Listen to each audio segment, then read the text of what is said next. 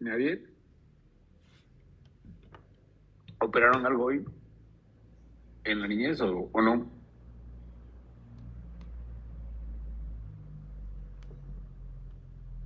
Sí, doctor.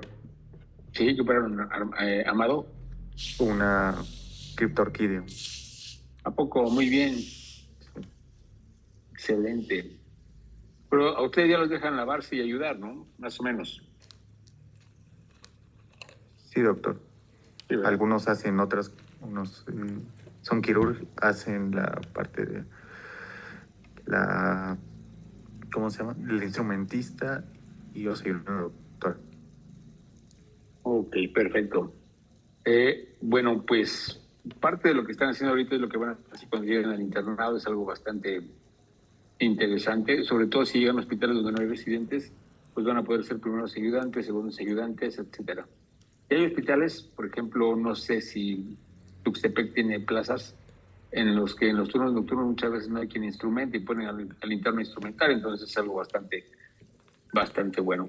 Entonces los que leyeron el PDF en la mañana, pudieron, si lo revisaron.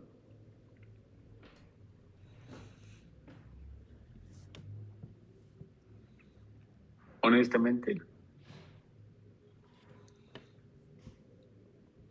Hasta apenas, doctor.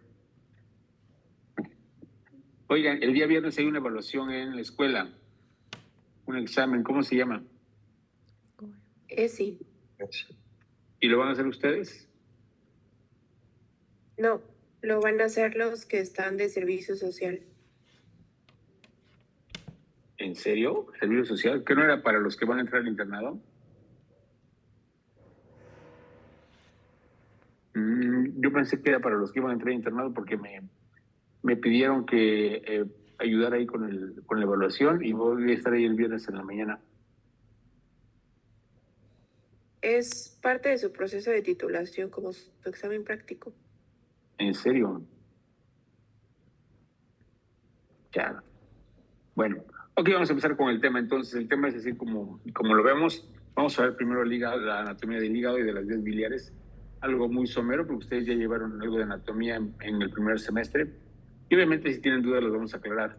Pero también vamos a ver la patología de la vía biliar. Quizás la que es más frecuente sea la litiasis vesicular y todo lo que conlleva, ¿no? Cómo diagnosticarla, cómo clasificarla, cómo tratarla y las complicaciones que son la coledocolitiasis o algunas complicaciones como las disrupciones de la vía biliar durante una cirugía, que son bastante frecuentes y ustedes van a poder observarlas.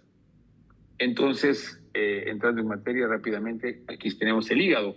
El hígado en los libros lo vamos a ver como en el dibujo que se observa acá. Sin embargo, el hígado en realidad es como el que está del lado izquierdo de su pantalla. Es un órgano que es color rojo vinoso. Los que han tenido la oportunidad de ir al mercado, a las carnicerías y compran el hígado, van a ver que el hígado tiene una consistencia muy suave, como la de una gelatina. Entonces, si ustedes lo compran por kilo o lo piden ya que lo seccionen cortado, van a ver que tiene una consistencia muy suave. Este es el hígado, un órgano de un aspecto rojo vinoso.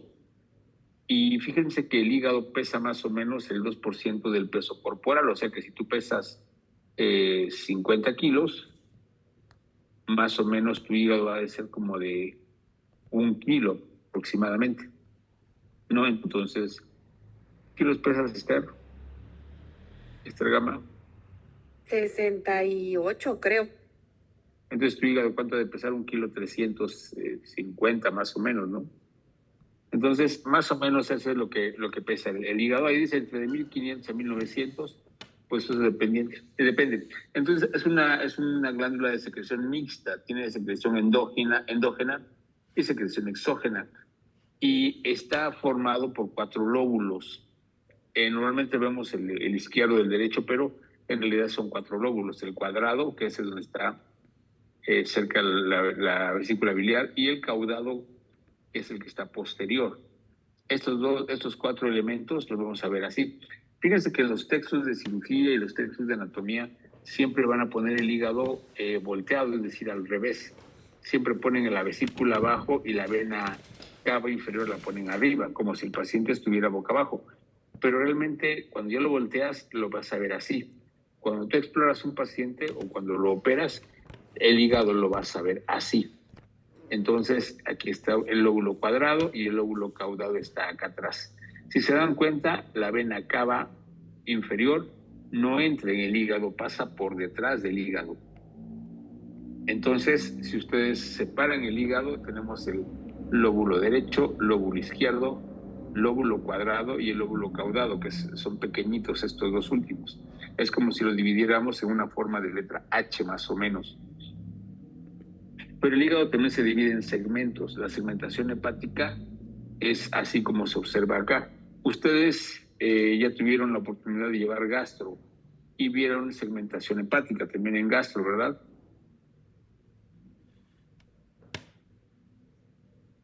¿No vieron segmentación hepática? Sí vieron absceso hepático, quistes o cosas así.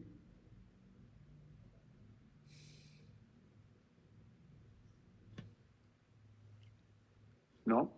Bueno, que yo recuerde. No, doc. Bueno, miren, estos son los 8 segmentos del hígado. El hígado se compone de 8 segmentos.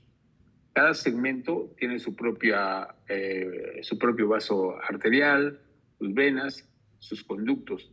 Si nosotros dividiéramos el hígado en estos 8 segmentos, cada segmento sería como un pequeño hígado.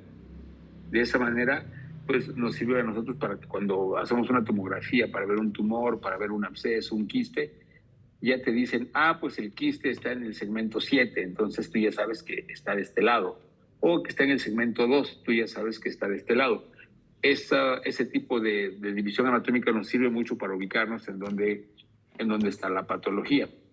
Pero miren, si ustedes observan el hígado, no en el dibujo, porque el dibujo es este, ustedes lo observan así como se ve acá, van a ver que los segmentos 1, 2, el 1, perdón, no se observa.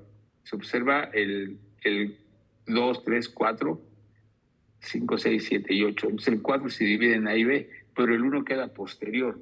Sin embargo, aunque no se puede ver así de frente, vamos a ver que los segmentos hepáticos del 1 al 4 siempre están del lado izquierdo y del 5 al 8 están del lado derecho. Yo siempre les digo, y voy a hacer aquí un pequeño dibujo, están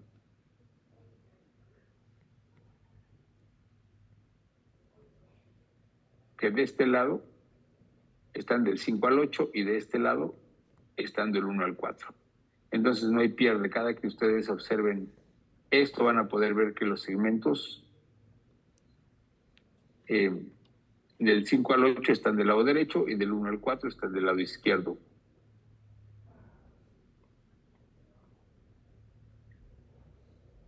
Una forma de recordarlos es poniendo el puñito así como se ve en la imagen y ahí podemos ver que el 1 es el que no se ve, 2, 3, 4 A y B, 5, 6, 7 y 8.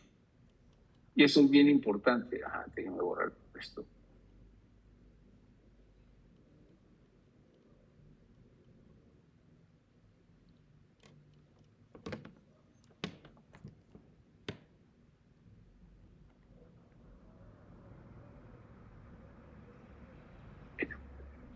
Y eso es bien importante porque ahorita que veamos la vía biliar, vamos a ver que la vía biliar tiene mucho que ver con esta segmentación.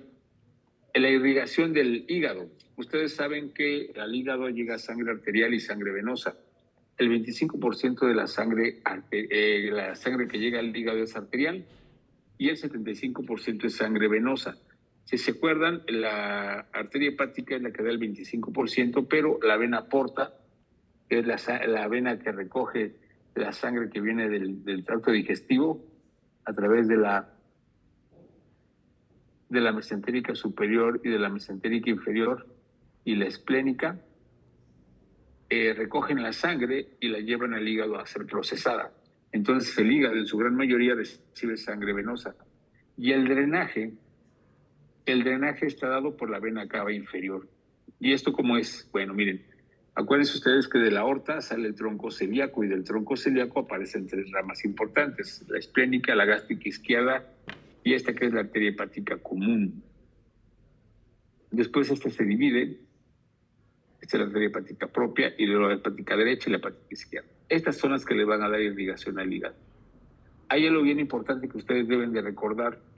Estas arterias hepáticas se dividen y cada segmento hepático va a recibir un vaso arterial. En esta imagen lo vemos todavía mucho mejor. Aquí tenemos la aorta, aquí tenemos la esplénica, y hay algo que quiero que recuerden. Fíjense cómo delante de la aorta pasa el páncreas y está el duodeno. Entonces vamos a ver que la proximidad o la relación que tiene el duodeno con el hígado es bastante importante. Y la irrigación de la sangre venosa viene de la vena porta. Aquí tenemos a la mesentérica superior, mesentérica inferior y esplénica. Estas tres venas, van a formar la vena porta. Entonces recordemos esto, la sangre arterial que llega al hígado pues le lleva oxígeno, pero la sangre venosa que llega al hígado lleva todos los nutrientes que fueron captados en el intestino y que van a ser procesados en el hígado. También se procesa el alcohol que consumimos, también se procesan los medicamentos, todo eso. Cuando ustedes, sí llevaron la clase de cirrosis hepática en gastro, ¿no? Sí vieron cirrosis. ¿Tuvieron cirrosis? No es posible. Bueno, cuando hablamos de cirrosis hepática, hablamos que una de las complicaciones es la hipertensión portal. La hipertensión portal se da exactamente acá, en la vena porta. Pero quiero que observen algo. De la vena porta podemos ver estos vasitos que van hacia el esófago y van hacia el fondo gástrico.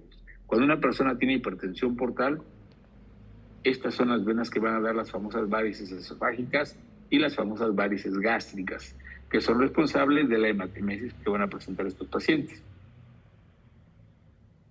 Este es un esquema que a mí me gusta mucho porque aquí podemos ver cómo la mesentérica superior recoge sangre de la parte derecha y media del colon y del intestino delgado. Y la mesentérica inferior recoge sangre de todo acá.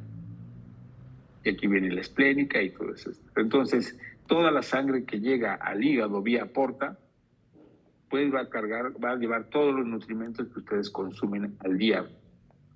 Entonces, quiero que vean esto. Cada segmento del hígado recibe una parte de la vena porta, pero también cada segmento hepático va a drenar su sangre y mediante las venas suprahepáticas que vamos a ver acá, izquierda, media y derecha, van a llegar a la vena cava. Entonces, la sangre venosa va a la vena cava mediante las venas suprahepáticas. Hasta ahí vamos bien todavía. Bueno, este es el hígado, miren. ¿Qué pasa si nosotros quitamos el hígado? La vena cava queda acá. Si se dan cuenta, la vena cava recoge también las venas renales, pero con esta imagen quiero decirles que la vena cava no entra al hígado, la vena cava pasa por detrás del hígado. Por eso cuando se va a hacer un trasplante hepático y se procura el hígado para ser donado, pues esto queda así, como se ve en esta imagen, ¿no? Entonces, este es con el hígado, este es sin el hígado. Entonces ya tenemos cuánto pesa el hígado, cuánto mide, cuántos segmentos tiene, ya sabemos quién lo irriga, ya sabemos quién lo drena. Y ahora viene lo importante, los conductos biliares. Y aquí quiero que hagamos una pausa, miren ustedes. Ahí está. Perdón. Creo que...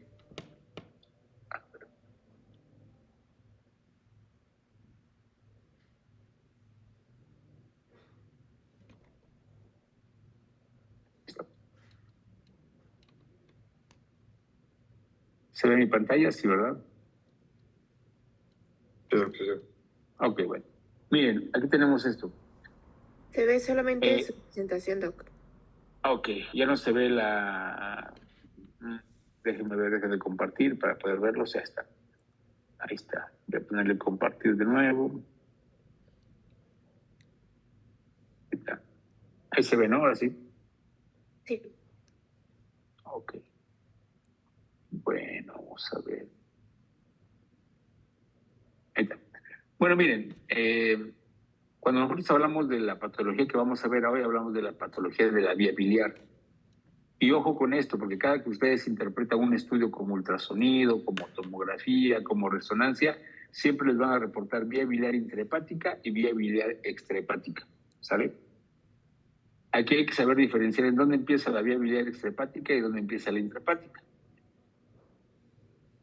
Este pequeño cuadro se lee, ojo con esto, se empieza a leer del lado derecho, no se lee de izquierda a derecha, se lee al contrario. Y empezamos acá arriba, quiero que pongan atención. Miren, si se dan cuenta en números romanos, aquí tenemos, si miran el ángulo superior derecho de su pantalla, aquí tenemos en números romanos 2, 3 y 4. Cada segmento hepático, el 2, 3 y 4, tienen un conducto que se van a unir y van a formar el conducto hepático izquierdo. Yo les dije, del 1 al 4 están del lado izquierdo. Y los segmentos 5, 6, 7 y 8 tienen conductos que van a formar el conducto hepático derecho. Aquí en medio puse al segmento 1. El segmento 1 puede drenar hacia el izquierdo o puede drenar hacia el derecho, dependiendo, puede haber variantes anatómicas. La cuestión aquí está en que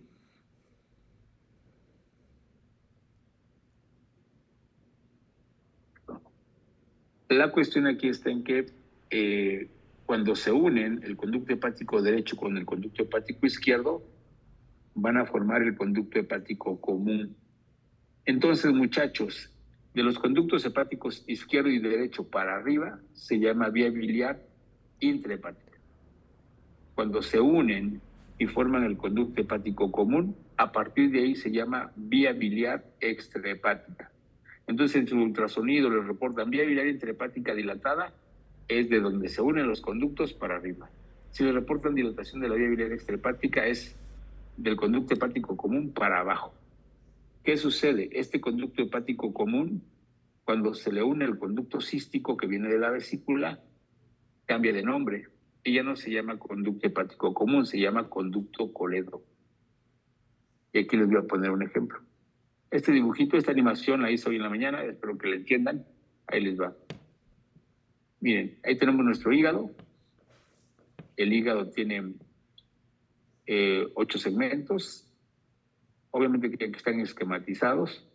Del 1 al 4 están del lado izquierdo. Del 5 al 8 están del lado derecho.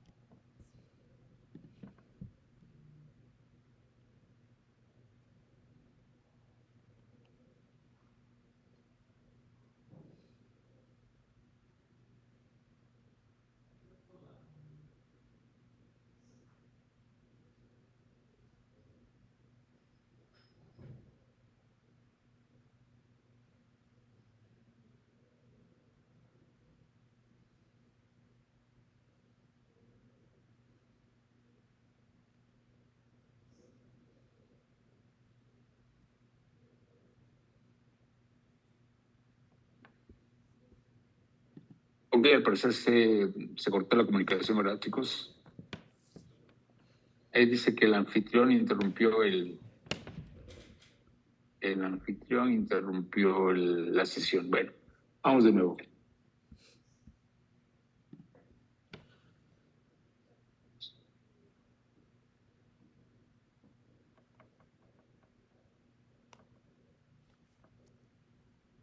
Ok, bien, nos quedamos acá. Vale.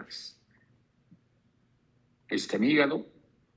Y es importante que ustedes sepan este esquema porque cuando están en internado les pedimos que hagan un dibujo para saber si entendieron, o incluso en el examen profesional los pongo a dibujar una vía biliar cuando les toca que se ven conmigo y muchos andan bien perdidos. Entonces, segmentos del 1 al 4 están del lado izquierdo, segmentos del 5 al 8 están del lado derecho. Y cada uno de estos segmentos tiene conductos que van a servir para unirse y formar un conducto independiente, ¿no? Los del lado izquierdo van a formar el conducto hepático izquierdo y los del lado derecho van a formar el conducto hepático derecho. Ahí podemos ver se forman los conductos hepáticos izquierdo y el conducto hepático derecho. Entonces, de ahí para arriba se llama vía biliar intrahepática. Donde se unen los conductos se llama carina o se le llama bifurcación, pero de ahí para arriba es la vía biliar intrahepática. De aquí para abajo es la vía biliar extrahepática. Entonces, cuando se unen, forman el conducto hepático común, así se le llama. Ahí está. Pero miren, la vesícula biliar que se encuentra exactamente abajo del hígado, ahí lo tenemos, tiene un conductito que se llama conducto cístico. Cuando el conducto cístico se une al hepático común, este conducto se va a llamar ahora conducto colédoco. Entonces, ojo, el conducto hepático común va a ser bien cortito, muy cortito, y a partir de acá abajo se llama colédoco. El conducto colédoco que vemos ahí desemboca en el duodeno.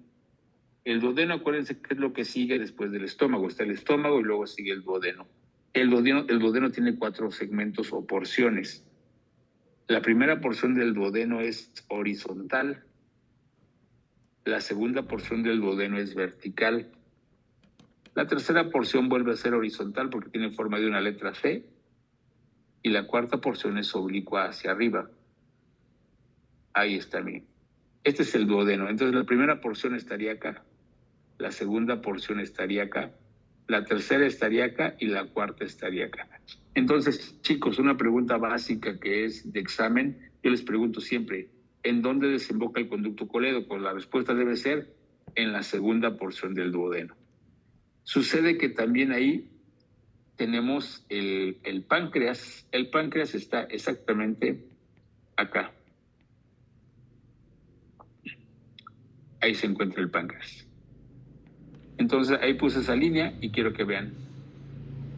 De la línea verde para arriba, qué sonso.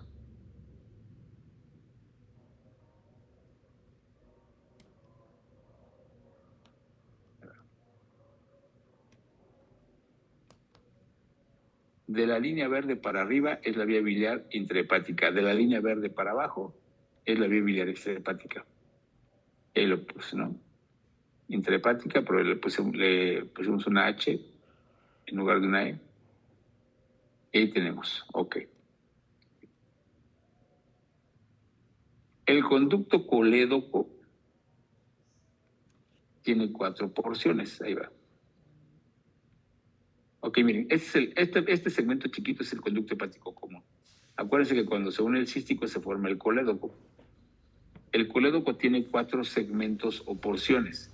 La primera porción es la que está por arriba del duodeno y se le llama porción supraduodenal, ¿no? Pero como pasa por atrás del duodeno, la segunda porción del conducto colédoco se va a llamar retroduodenal. Como pasa pegadito al páncreas, el tercer segmento del colédoco se va a llamar porción pancreática o intrapancreática. Y el cuarto segmento del conducto colédoco se va a llamar transmural.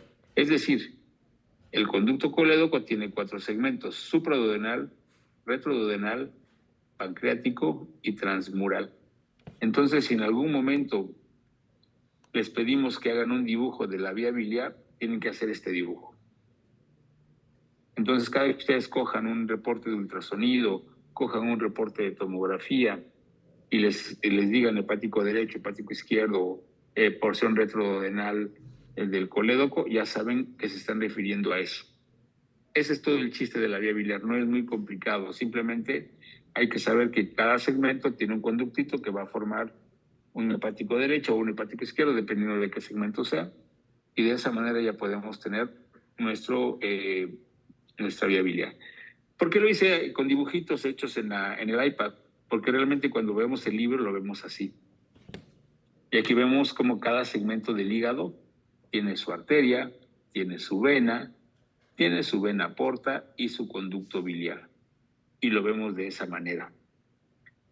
No sé si ustedes han visto cuando en las casas están haciendo la instalación eléctrica.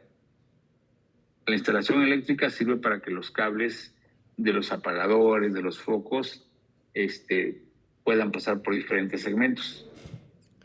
Entonces, cada que ustedes están viendo la instalación, van a ver que hay cables de diferentes colores. Así más o menos es esto. Esta es la segmentación. Pero denme un segundo, Denme un segundo. Ahí está. Entonces, si nosotros hacemos un corte del hígado, podemos ver esto, miren. Lo que entra por abajo del hígado es la vena, que es esta en color morado, la arteria, y sale el conducto biliar, que en este caso sería el hepático común. Y por arriba del hígado salen las venas suprahepáticas que van a llegar a la vena cava inferior. Entonces, obviamente que si tú abres un hígado no vas a ver los segmentos delimitados o marcados, obviamente que no. Pero pues ya tienes una idea de cómo es esto. Esta es la imagen que yo les digo que se ve en los libros. Siempre en los libros van a ver el hígado de esta forma. Entonces, muchas veces puede resultar confuso porque la vena cava no está por arriba. Entonces, esta imagen es como si viéramos un paciente acostado en decúbito ventral, ¿no? Y esto era lo que yo les decía. Este es el conducto cístico y aquí empieza el conducto colédoco. Este es el duodeno. Entonces, miren, este dibujo me gusta mucho también porque aquí vemos las diferentes partes del conducto colédoco. Supraduodenal, arriba del duodeno. Retroduodenal, atrás. Porción pancreática y porción intraduodenal o transmural, que es esta de acá abajo. Entonces, esto es importante que lo sepan porque muchas veces vamos a ver reportes sobre litiasis en el colédoco o coledocolitiasis y te dicen en el ultrasonido, tiene un lito alojado en la porción retroduodenal. Entonces tú sabes que tu piedra está de este lado, ¿no? O si te dicen, está alojada en la porción pancreática, está hasta acá abajo la piedra. Entonces eso es bien importante que lo sepan porque pues no solamente sirve para piedras, también sirve para neoplasias y tumores. Y finalmente, cuando desemboca el conducto colédoco en la segunda porción del duodeno, ahí tenemos un esfínter. Ese esfínter, ¿cómo se llama?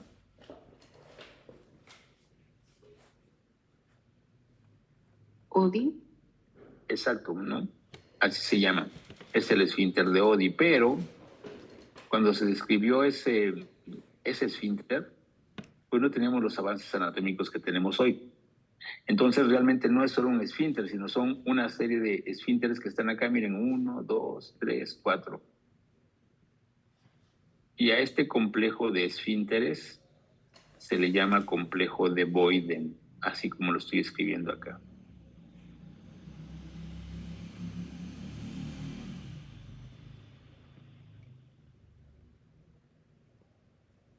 Complejo de Boyden.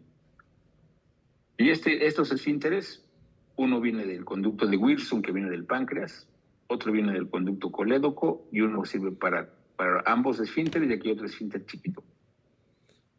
Estos esfínteres son bien importantes porque hay patologías que te dan síntomas, por ejemplo, como si tuvieras dolor de vesícula, como si tuvieras piedras, pero resulta que no tienes piedras, sino lo que tienes es una disfunción del esfínter del complejo de Boyden.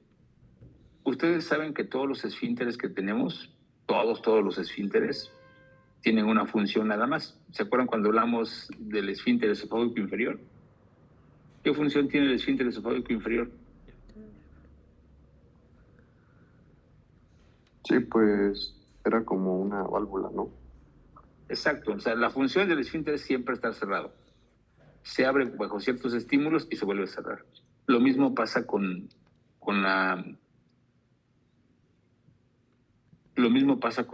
el esfínter, con el complejo de Boyden. Siempre está cerrado. Entonces, cuando tú estás en ayuno, voy a regresarme tantito. Cuando tú estás en ayuno que no has comido nada, toda la bilis que sale del hígado baja, llega hasta el esfínter, pero como está cerrado, se regresa. Es decir, se llena el conducto y la bilis pasa a la vesícula. Luego entonces la vesícula se llena por rebosamiento, por un reflujo. Porque muchas veces podemos pensar que la bilis llega, da la vuelta y se mete a la vesícula. No, chicos, la vesícula se llena porque llega la bilis hasta abajo y sube. Entonces, ¿qué sucede? Hay ocasiones en que Cuando tú comes algún colecisto kinético, acuérdense que el colecisto kinético son las grasas, los lácteos, ¿qué más? El aguacate, la yema de huevo, todo eso. Entonces, lo que hace el esfínter es se relaja y la vesícula se contrae para vaciar la bilis hacia el duodeno. Hay ocasiones en que el esfínter no se relaja y a eso se le llama espasmo. No sé si ustedes se acuerdan que la palabra espasmo significa contracción muscular sostenida. Y esta contracción muscular sostenida hace que aunque la bilis tenga que salir y aunque se contraiga la vesícula, no se puede liberar la presión, entonces eso da dolor. La vesícula biliar como tal tiene su forma, tiene la forma de una pera, dicen los libros. Entonces tenemos esto, tenemos un fondo, un cuerpo, un cuello y una bolsa de Hartmann y el conducto cístico. La vesícula en condiciones normales tiene estas medidas, 7 a 10 centímetros de largo por 3 centímetros de ancho, y la capacidad de la vesícula es de 30 a 35 mililitros o centímetros cúbicos. Y la pregunta que yo les hago es, ¿cuántos mililitros de bilis producimos al día? ¿Qué cantidad de bilis produce una persona promedio, un adulto como cualquiera de ustedes? 500 o 1000, ¿no? Ok, 500, dicen unos, 1000, dicen otros, ¿qué más?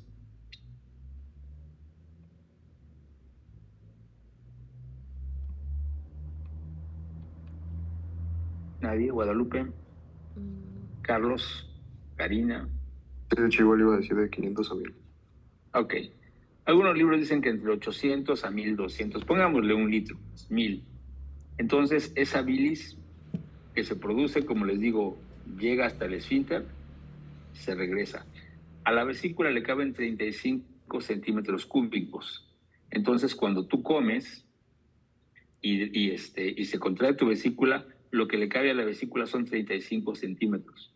Suponiendo que se vacía 3 veces al día por las comidas que hacemos, pues al día se estarán vaciando alrededor de 100 mililitros de la vesícula. Y mucha gente dice, oiga, fíjese que me operaron de la vesícula y ahora ya no puedo comer grasas porque pues me da diarrea y eso. Pues realmente no, porque la vesícula, cuando te la quitan, es una vesícula que ya no trabajaba, que ya no funcionaba y que de hecho la bilis se sigue produciendo y la vesícula no tiene una repercusión importante, ¿no? Entonces, ojo con eso. La vesícula, ¿se acuerdan que yo les dije? Todo el tubo digestivo tiene 4 capas: mucosa, submucosa, muscular y serosa. La vesícula también cumple con esas funciones, con esa regla, perdón. Tiene una mucosa, una submucosa, tiene su capa muscular porque obviamente se contrae y tiene una serosa que es el peritoneo visceral. Entonces, funciones de la vesícula. Ojo con esto. La única función que tiene la vesícula es guardar la bilis. No la produce, simplemente la almacena para que al momento de que tú comas y la vesícula se contraiga, se pueda vaciar. Nada más. Concentra la bilis, sí, porque mientras más tiempo pases en ayuno, pues la bilis está ahí y se está concentrando. Fuera de eso, no produce nada más. Obviamente, como tiene una mucosa, pues sí va a producir cierta cantidad de moco al día, pero fuera de eso no tiene otra función importante. La capacidad absortiva que tiene esa mucosa es mínima, entonces no la consideramos importante. Entonces las más importantes, son estas dos: almacena y concentra. Entonces, ¿cómo es que se vacía la vesícula? Pues la vesícula se vacía por estímulos neuroendocrinos o neurohormonales. La primera por una estimulación vagal y la segunda por el consumo de alimentos que tienen colecistoquinina o que contienen secretina, o mejor dicho, que estimulan la producción de secretina. Y esa es la forma en que se vacía. Por eso es que cuando un paciente tiene dolor o cólico vesicular, se le da una dieta que no tenga colecistoquinéticos. Y así se le pone dieta sin colecistoquinéticos. Entonces, obviamente que no debe tener grasa, lácteos, huevo, aguacate, chocolate, todo aquello que estimule el movimiento de la vesícula. Entonces, chicos, la bilis que producimos se libera cuando comemos estos alimentos. ¿Y cuál es la función de la bilis? La bilis, cuando se mezcla con la grasa, va a formar pequeñas vacuolas que van a servir, van a pasar al intestino y vamos a poder absorber esa grasa. ¿Qué pasaría? Aquí dice que actúa como detergente, ¿no? ¿Qué pasaría si tú comes grasa y no tienes bilis? Pues esa bilis no se mezcla con nada, con la grasa, y por lo tanto esa grasa no se podría absorber y viviríamos con una constante diarrea. Entonces, la función de la bilis es importante porque de esa manera podemos pues procesar los alimentos que tienen grasa. Entonces, si tú te comes, por ejemplo, algo que esté frito, pues necesariamente vas a liberar bilis, ¿no? Entonces, esto es lo que yo les decía. Forma vacuolas, después se forman micelas y permite la absorción de los líquidos. ¿Cuánto se produce de bilis? De 800 a 1200. Entonces, de toda la bilis que se absorbe, pues el 95% es la que se absorbe y el resto se elimina. Entonces, pues es una producción constante. Vamos a ver, déjeme cambiar mi presentación porque...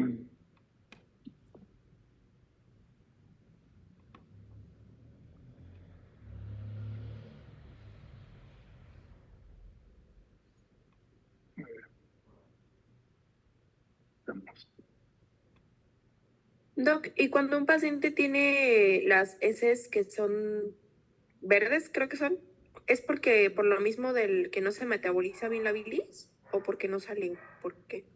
Bueno, acuérdate que la coloración de la bilis, pues digo, de las heces puede ser en parte por lo que comes. Entonces, el color característico que tienen las heces, el color normal, cuando tú mandas un copro al laboratorio te dicen color sui generis, pues es un color que te da a entender que tiene una mezcla adecuada de bilis, que para entonces ya se llama esteacobilina. Pero si tus heces son verdes, puede ser por algo que comes, no porque tengas un exceso de bilis, ¿no? Por ejemplo, hay ciertos alimentos que van a cambiar el color. No sé si tú has visto, por ejemplo, cuando comes tus tacos al pastor, tienen un colorante que se llama achiote, y eso te va a cambiar el color de las heces. También, por ejemplo, las acelgas o espinacas te van a cambiar el color de las heces. Tú tomas Pepto-Bismol y van a cambiar de color. Tú tomas o comes betabel, van a cambiar de color. Entonces, el hecho de que las evacuaciones sean verdes no es un exceso de bilis, ¿no? Ahora bien, ahí les va un truco. Hay mucha gente que cuando tiene piedras en la vesícula y no se quiere operar, va con personas que les dicen que les van a hacer expulsar las piedras y les van a tomar aceite de olivo o de oliva con jugo de limón. ¿Qué pasa? Se toman el aceite de olivo con jugo de limón, la bilis que se excreta se mezcla y forma vacuolas. Entonces el paciente evacúa y luego incluso te llevan sus heces en un papelito y son pedazos de heces con aceite de olivo y bilis y se ven verdes y pareciera que son piedras. Entonces mucha gente dice, fíjese que ya expulsé las piedras, pero en realidad eso no pasa porque las piedras no se deshacen. A ver, ahí les van. Esto. Entonces,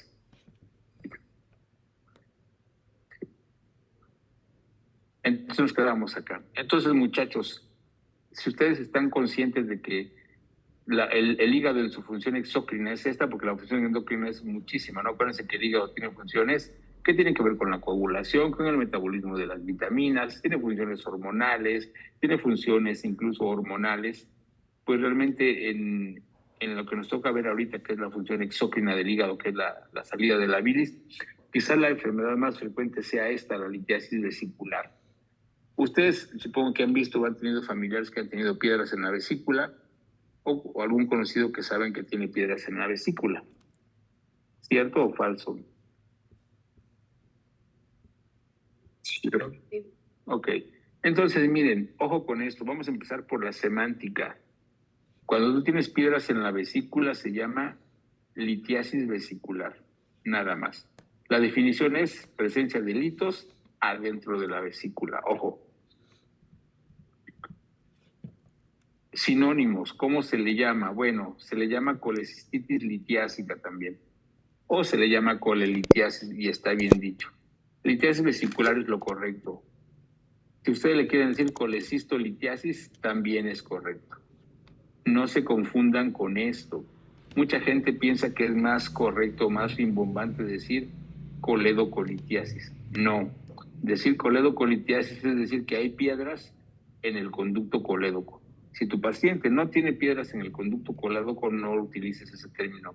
Utiliza el término colelitiasis. O hay gente que dice, tiene una colecistocoledocolitiasis. Tampoco es correcto.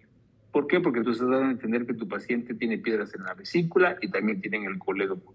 Entonces, estos términos que tenemos al lado derecho de la pantalla, no los usen a menos que estén seguros de que tiene piedras en el colédoco también. Los de la extrema izquierda sí los pueden utilizar porque eso es lo correcto, ¿no? Entonces, ¿cuáles son los factores que hacen que un paciente tenga piedras en la vesícula? Bueno, acuérdense que la vesícula se está vaciando constantemente. Entonces, esa bilis se mueve, se llena, se vacía. Pero aquí abajo dice aquí, hay una alteración en la motilidad de la vesícula. ¿Qué pasa cuando la vesícula deja de vaciarse por completo? Empieza a rezagar la bilis, empieza a almacenarla. Yo siempre les pongo a los pacientes, porque los pacientes siempre te preguntan, oiga, ¿cómo se forman las piedras en la vesícula? Y el ejemplo que yo les digo es, miren, haga de cuenta que es como cuando tenemos un estanque de agua en la casa. Y yo se los pongo a ustedes como ejemplo. ¿Qué pasa si ustedes tienen un estanque de agua y no lo lavan seguido? ¿Qué pasa con el agua?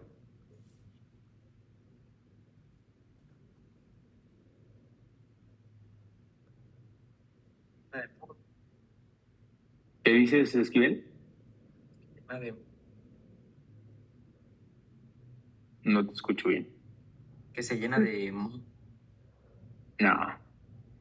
Miren, cuando tú no lavas tu estanque de agua, el agua hasta arriba se ve clarita, clarita. Y hasta abajo forma un sedimento, una capa de lodo. Eso pasa en las albercas también. Si tú metes la mano, metes un instrumento y agitas el agua se mancha y tienes que esperar a que se asiente. ¿Estamos de acuerdo? Entonces, algo parecido pasa acá. Empieza a haber una cristalización de la bilis y aparte, sí, acuérdense que la bilis, entre otras cosas, tiene colesterol. Se empieza a saturar de colesterol, empieza a formar un sedimento. Y eso es a lo que nosotros le llamamos lodo biliar. No sé si lo han escuchado antes. Hay veces que reportan un ultrasonido y dicen, pues no tiene piedras, pero tiene lodo. Entonces, ese lodo biliar es parte de este proceso. Y cuando pasa el tiempo, se solidifica y forman lo que llamamos piedras o litos. Entonces, estos son los tres factores que van a hacer que esta vesícula forme piedras. Entonces, las piedras o litos van a estar formados de estos tipos. Por ejemplo, el 10% están formados solamente de colesterol, el otro 10% se llaman pigmentarios, pero el 80% va a ser una combinación, se llaman mixtos. Por eso es que cada que ustedes retiran una vesícula es bueno que la manden a estudiar, no solamente para descartar otras posibilidades de patología, sino que pues también para que analicen las piedras y sepamos de qué están formadas. Por ejemplo, los litos de colesterol, pues ya sabemos que son de colesterol, pero los pigmentarios se dividen en dos grupos, negros y cafés. Aquí está, miren, negros y cafés. Los litos de colesterol se relacionan más que nada con la obesidad primero, con las hormonas sexuales femeninas, con alteraciones como, por ejemplo, las resecciones del hilo terminal, que es donde se absorben parte de estas sales biliares, y sobre todo con la edad. Entonces, sí, generalmente es el de las personas que tienen obesidad. Y los pigmentarios se dividen en negros y cafés. Pero los negros van a estar formados por bilirrubinato de calcio. Este tipo de litos, perdónenme, regreso, negros y cafés. Los negros se van a estar relacionando con los trastornos hemolíticos. Los que han ido al hospital de la niñez, si van mañana, o los que les toquen mañana, porque creo que no van todos los días los mismos, ¿verdad? ¿Sí o no? Sí, vamos diferentes. Ok, bueno. Los que vayan mañana le van a preguntar a las doctoras con que van, pregúntenles que los niños que operan ahí, que tienen piedras en la vesícula, si tienen alguna alteración hematológica. Si ustedes se acuerdan del metabolismo de la bilirrubina se forma a partir de ¿qué? ¿Cuál es el metabolismo de la bilirrubina? Pues se forma a partir del grupo hemo, ¿no? De los eritrocitos. Para luego Exacto. Acuérdense que los eritrocitos, tienen una vida promedio de 120 días. Cuando caducan, la hemoglobina se parte en dos, en el grupo hemo y la globina. La globina pasa a formar parte del pool de proteínas y el grupo hemo pasa por una serie de procesos para formar la bilirrubina no conjugada, que pasa al hígado, se conjuga y se llama bilirrubina conjugada, también llamada bilirrubina directa. Entonces, los niños que tienen alteraciones como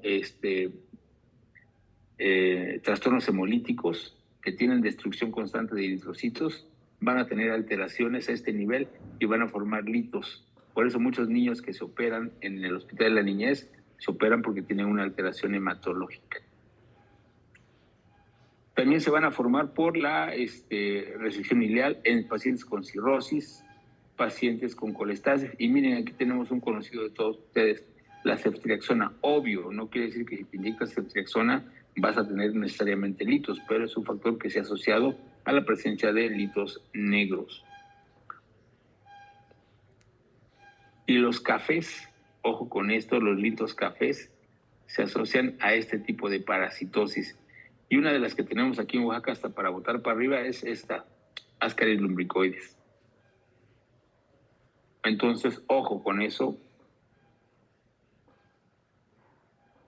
Epidemiológicamente, el 12% de la población adulta puede tener piedras. Entonces, es bastante si consideramos que pues, la población en el estado de Oaxaca son aproximadamente 1 millón de personas. Hay 120,000 que tienen piedras por ahí. Y existe una teoría que no es comprobable, que es la famosa teoría de las 5 Fs. ¿Quién me puede decir si ha escuchado hablar de la teoría de las 5 Fs?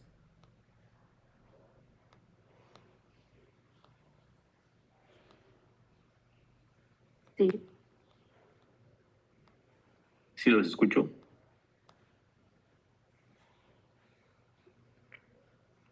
Era lo de que debe de ser sexo femenino, que debe de tener más de 40, que debe de ser una persona con obesidad y debe de estar en como etapa de fertilidad. Y la última no me la sé. Ok, entonces acuérdense que es FAT, es female, FAT, 40, fértil. y fértil. Entonces, mujer con obesidad de más de 40 años y multípara, dice. Y la quinta F es de fármacos, ¿no? Pero realmente esta teoría se quedó en eso, en teoría. ¿Por qué? Porque en la actualidad vemos pacientes que tienen litos en la vesícula y que no son necesariamente obesas, ¿sale? Son personas que muchas veces no rebasan los 30 años y muchas veces ya no son multíparas. Hay pacientes que siendo nulíparas pueden tener piedras en la vesícula. Entonces, esta regla ya no se cumple. ¿Qué fármacos son los que pueden generar piedras? Pues dijimos, ¿no? No es que las generen, sino que es un factor de riesgo. Ceftriaxona, estrógenos. Afortunadamente ya no hay mujeres que tomen estrógenos de oral. Medicamentos como el octreótido, porque disminuye el vaciamiento de la vesícula, y algunos fibratos, ¿no? ¿En qué patologías ocupamos los fibratos? Pues en aquellas que son para el control del colesterol. Entonces, cada que ustedes piensen en un paciente con un cuadro de vesicular o de dolor en la vesícula, van a tener que tomar en cuenta estos datos. Primero, el dolor, aunque es en el hipocondrio derecho, muchas veces se inicia en el epigastrio, ¿sí? ¿Por qué? Porque la vesícula la inerva el plexo solar. Entonces, plexo solar siempre te va a dar dolor en epigastrio. Plexo solar también inerva el apéndice, por eso cuando tenemos dolor apendicular, el dolor se manifiesta en el epigastrio y migra hacia la fosa ilíaca derecha. También en el páncreas, pues vamos a tener dolor en el epigastrio. Por eso muchas veces la gente piensa que el dolor es por alguna enfermedad como la gastritis. La gente piensa, me duele el epigastrio, tengo gastritis. En este caso no. En este caso, pues, el dolor es del epigastrio hacia el hipocondrio derecho. Generalmente se asocia al consumo de colecistoquinéticos. Este dolor se puede irradiar hacia la parte posterior en un espacio que está entre la escápula derecha y la columna vertebral. Por eso dice aquí espacio interescápulo-vertebral. Puede acompañarse de náuseas y generalmente si el paciente ya sospecha que tiene esta patología, ya se sabe cuál es el camino y muchas veces consume antiespasmódicos. ¿Como cuáles? ¿Qué antiespasmódicos conocen ustedes?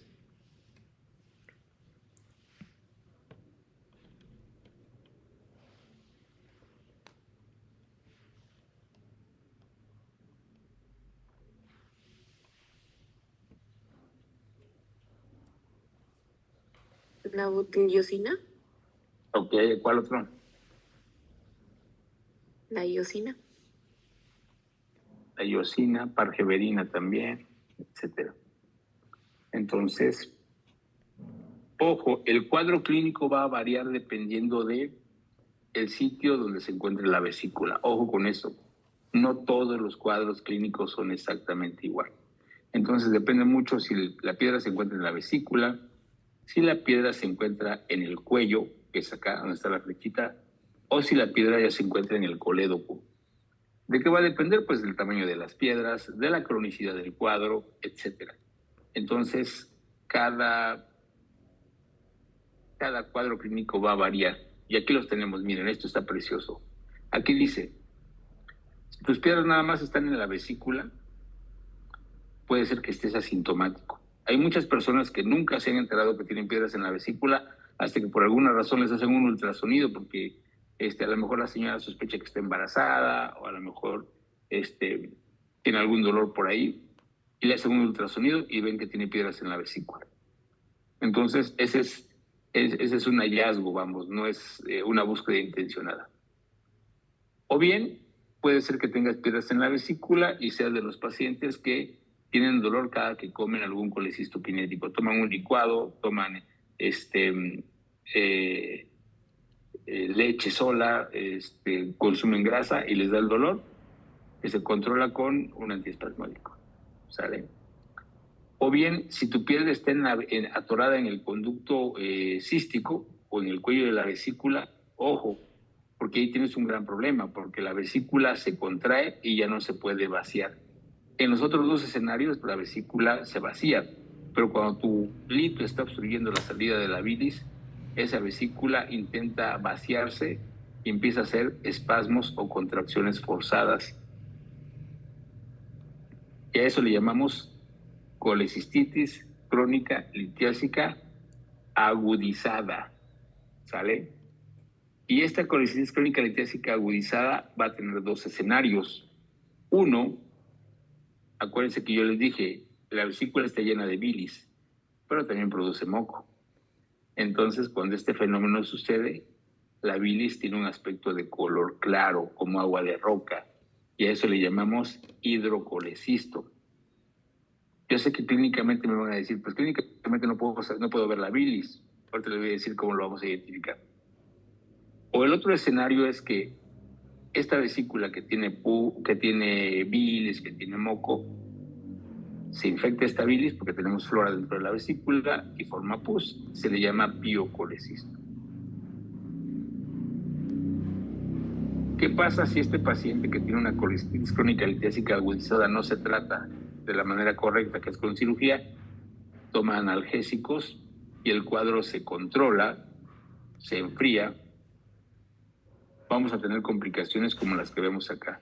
La famosa vesícula en porcelana, el síndrome de Mirizzi y el hilo biliar, que se los voy a ir explicando poco a poco. Pero el último escenario, cuando la piedra está en el conducto colédoco, podemos tener algo que se llama colangitis. ¿Por qué? Porque la bilis que no puede salir se infecta y puede generar un cuadro que incluso puede llevarnos al choque séptico. O bien, acuérdense que tenemos una porción que comparten el conducto de Wilson y el conducto colédoco, y si la piedra se atora hasta abajo, a lo mejor vas a tener una pancreatitis porque obstruyes no solamente la salida de la bilis, también obstruyes la salida del conducto pancreático. Entonces sí es un escenario bastante catastrófico. Entonces, vamos a hacer el análisis de cada uno de estos escenarios. Vamos a dejarlos aquí el día de hoy. El día martes. El martes tenemos clase, ¿verdad? Sí. Entonces, háganme un favor. Chequen nuevamente la presentación que les subí. Viene todo esto. Lo que no subí son las animaciones, pero yo pienso que las voy a subir este fin de semana. ¿Sale? Cualquier duda que tengan me la van consultando, las van preparando y las aclararemos el día martes que nos veamos. Y pues cualquier duda antes me avisan. Si tienen dudas respecto a cómo estuvo el examen, porque el examen el ESI es el viernes, voy a estar ahí en la escuela. Si tienen alguna duda al respecto, ahí me consultan, yo les digo cómo viene y qué es lo que hay que hacer. ¿Sale? Ok, chicos, si no tienen ninguna duda más, los veo el día martes. Gracias, pasen buena noche. Gracias. Gracias. Gracias, doctor.